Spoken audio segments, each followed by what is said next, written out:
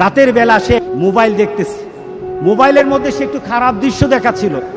এমন সময় মেয়ে গিয়ে ঘরে ঢুকলো। মেয়ে ঘরে ঢুকে দেখলো বাবা তার মোবাইলের মধ্যে খারাপ দৃশ্য দেখছে, মেয়ে দেখে ফেললো। মেয়ে তখন বাবাকে বলল, একটা শব্দ বলেছে, লজ্জা করে না বাবা? মেয়েটা ঘরে চলে গেল।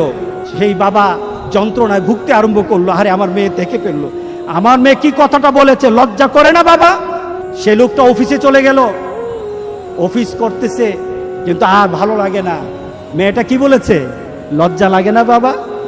কিন্তু মেয়েটার যন্ত্রণায় সে হার্ট ফিল করলো। মেয়েটা এরপরে মারা গেল।